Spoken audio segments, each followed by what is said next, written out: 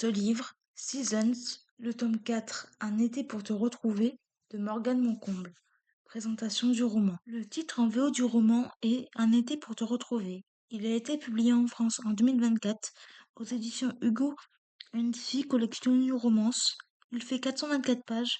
Je lui ai mis la note de 8 sur 10 et le conseille aux adultes. Quatrième de couverture. Éternelle romantique, Jasmine passe ses journées à organiser le mariage des autres.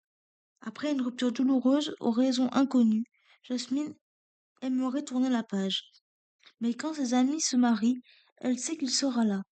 Celui dont il ne faut pas prononcer le nom, c'est lui, Andrea Moretti. Son premier amour, l'homme qu'elle n'arrive pas à oublier. Célibataire malgré lui, Andrea refuse de vivre avec des regrets. Un seul le hante jour et nuit, avoir laissé échapper l'unique femme qu'il a jamais aimée. Contre leur gré, les voilà forcés de se côtoyer le temps d'un road trip en Toscane. Son seul regret, c'est elle, Jasmine Femme, son ex, celle qui lui a brisé le cœur il y a 2 ans. En dépit de la rancœur, l'amour n'a jamais disparu. La vie leur offre une seconde chance. Mais n'est-il pas déjà trop tard? Ce que j'ai pensé de ce roman.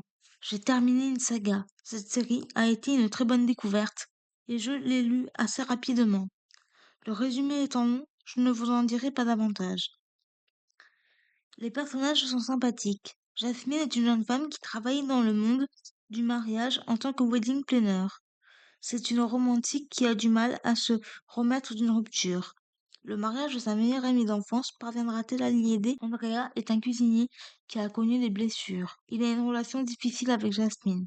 Entre eux va donc commencer le jeu du chat et de la souris. Clémence et Kai, les deux mariés, sont aux antipodes l'un de l'autre.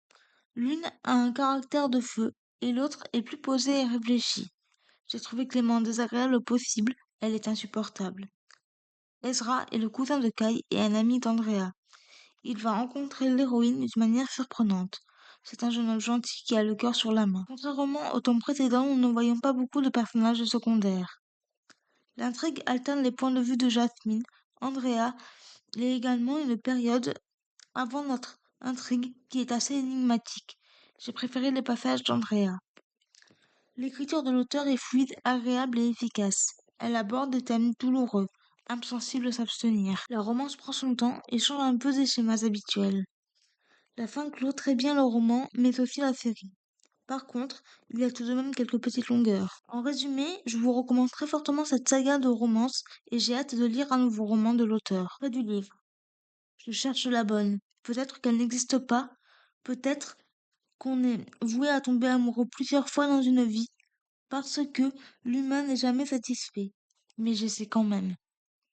Les points forts de ce roman, les personnages, l'écriture, l'intrigue, les thèmes abordés, la romance et la fin. Les points faibles de ce roman, les petites longueurs. Voilà, c'en est tout pour ce podcast. J'espère qu'il vous aura plu.